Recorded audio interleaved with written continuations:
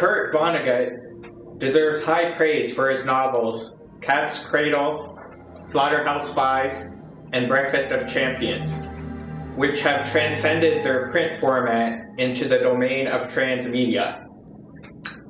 Transmedia is the ability of a strong story to be told on multiple platforms. Vonnegut's humanist beliefs are also incorporated into his works. Eventually, he was made honorary president of the American Humanist Association, which teaches that human beings have the responsibility to lead personal lives with high morals and ethics for the greater good of humanity. In 1992, the AHA named Kurt Vonnegut Humanist of the Year. Slaughterhouse-Five is based on the author's experience in World War II, specifically the firebombing of Dresden. It has been turned into a film, an opera, and a BBC Radio 3 drama. Praised as one of the greatest anti-war books of all time, alongside Remarque's All Quiet on the Western Front, it has been simultaneously banned and ranked as a bestseller. The catchphrase, "So it goes," from the novel has been turned into numerous intertextual references in song lyrics, and characters in film repeat it.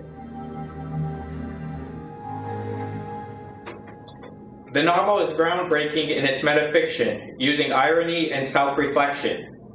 This literary technique also explores the relationship between reality and fiction. The reader is aware he is reading a fiction while the essential truth of the story is exposed for philosophers to contemplate and society to arrive at a better place. Every issue has a debate. After the critique and counter-discourse, the reader is free to take sides and state his own opinion in the hopes of making society better. It seems to me the author himself has become a valuable transmedia property, taking on the legacy of a modern-day Mark Twain as a social critic of America. Biographer Charles J. Shields calls him an extraordinary man. His fandom encompasses all social media, with quotes like, "This book saved my life," and a strong influence on my own art and creative works, being common.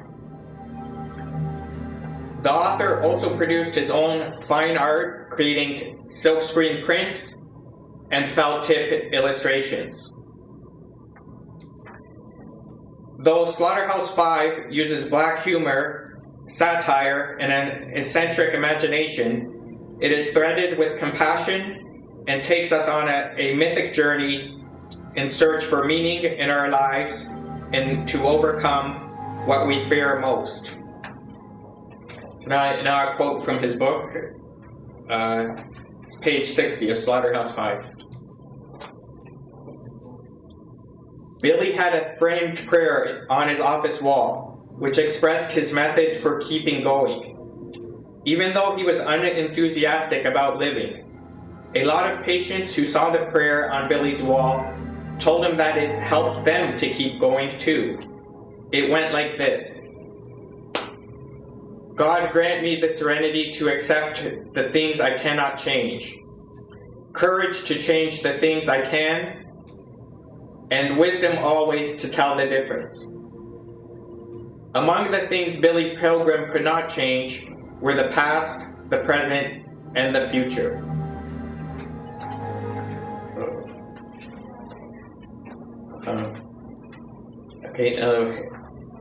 As for data visualization, his master thesis on the shape of stories can be represented as an infographic as seen here.